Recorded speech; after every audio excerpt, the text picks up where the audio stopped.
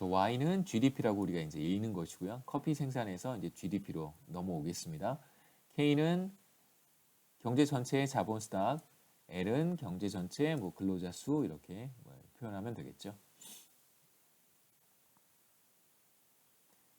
그래서 보통은 이제 GDP를 인구로 나누어서 표현하잖아요. 우리의 관심사는 보통 1인당 GDP인데 왜냐하면 뭐 GDP가 자체가 크다는 것보다는 인구가 만약에 GDP는 뭐 GDP가 한국 GDP랑 비슷한 수준이라고 한번 해보죠. 우리가 한 2천조쯤 되는데 2천조 원쯤 되는데 GDP가 한국이랑 비슷해요. 근데 인구가 만약에 10억이라고 한다면 그러면 사실 그 국가는 소득 수준이 높은 국가라고 할 수는 없습니다.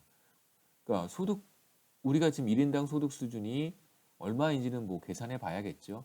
2천조 원을 우리 5천만 인구로 나누면 되는데 만약에 이게 이제 지금 우리의 평균적인 소득 수준인 거잖아요. 1인당 소득 수준인데 2천조 원입니다. 한국의 연간 GDP가 대략. 그런데 조금 커멘트는 할 필요는 있을 것 같아요.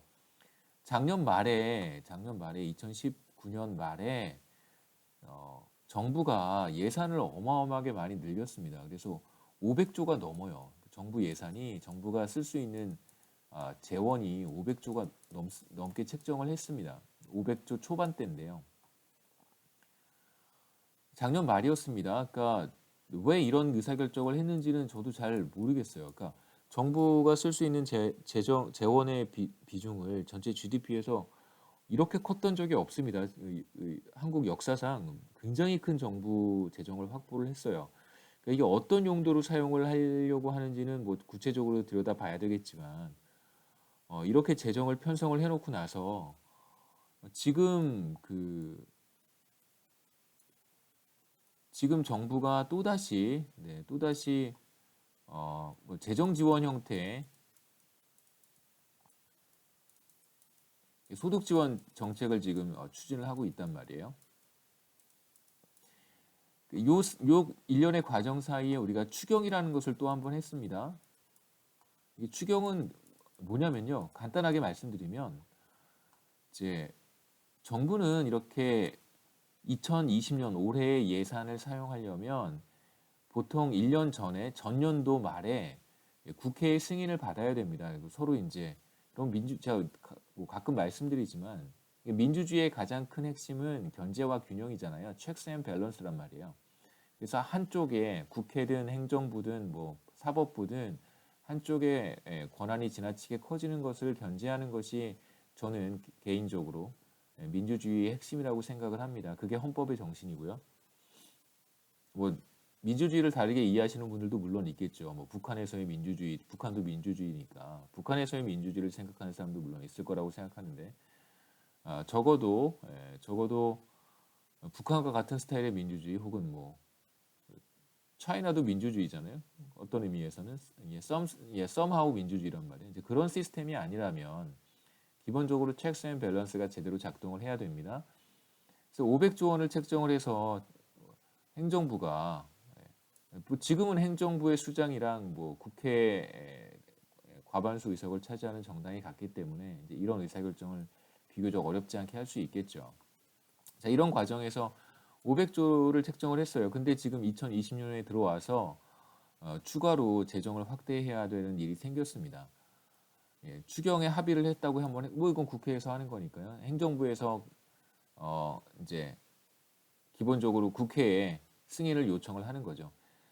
재정 500조 원이 부족하니까 추가로 재정을 사용할 수 있도록 승인해 달라는 것인데요. 그래서 이제 추경을 편성을 했습니다. 국회에서. 이건 이제 행정부가 자체적으로 할 수 없는 일이고요. 국회의 동의가 반드시 필요합니다. 그러니까 왜냐하면 여러분 다 알고 계시잖아요.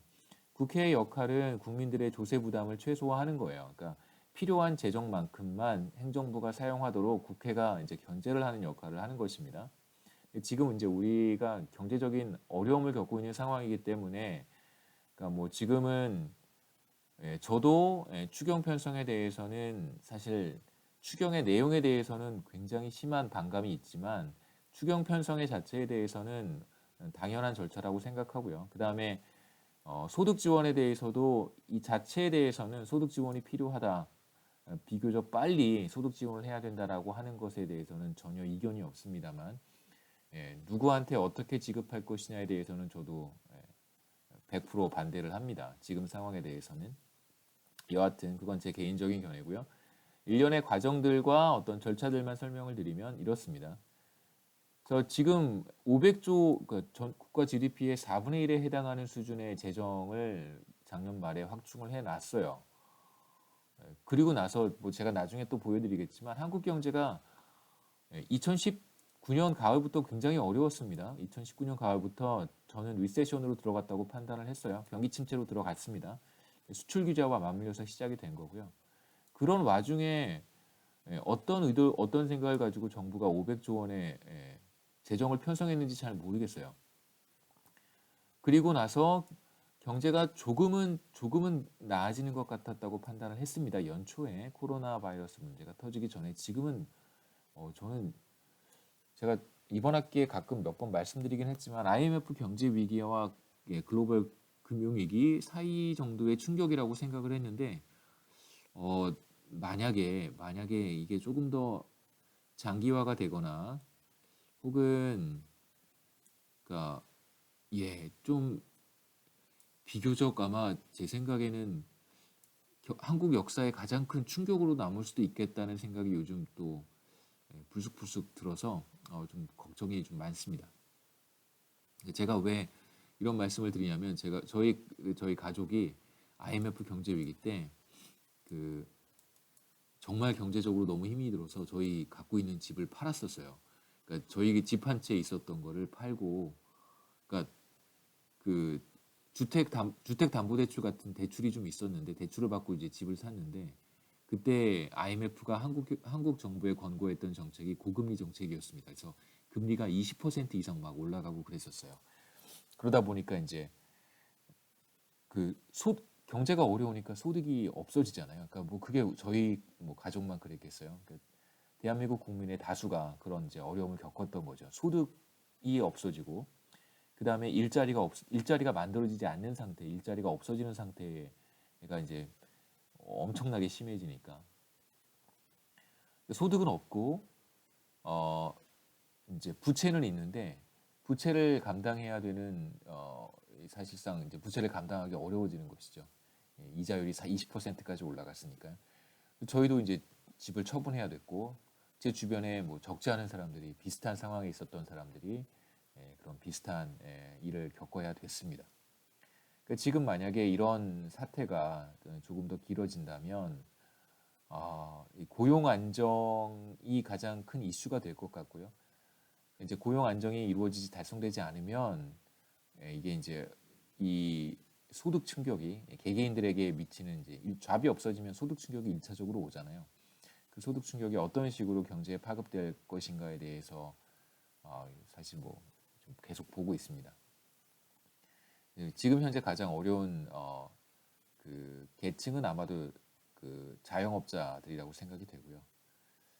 그래서 재정 지원이라든가 소득 지원 같은 형태의 프로그램들이 저는 잘 모르겠습니다. 그러니까 저는 당연히 못 받겠죠. 뭐 지금 현재 뭐 소득 하위 70% 주겠다고 하는데 뭐 저는 당연히 못 받고 제가 이거 받아서 뭐 하겠습니까만 이 문제가 이렇게 가면 제가 무슨 유튜브 방송 뭐 보수 언론 유튜브 방송을 한 사람 같이 보실 수도 있겠지만 이렇게 가면 결국 경제 위기를 극복하기 위한 소득 지원 프로그램이 아니라 지금 뭐 어떤 상황이 되고 있냐면 형평성의 문제로 이게 되는 거죠. 형평성의 문제. 그러니까 경제 위기를 극복하기 위한 재정 정책이 아니라 이건 진짜 정책이 되어버린 거예요.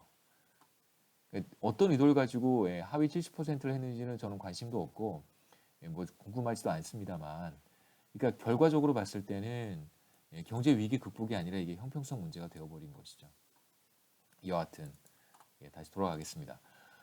전체 근로자 수가 L인데 여기에서 이제 그냥 편의상 여러분 인구라고 생각하셔도 좋습니다.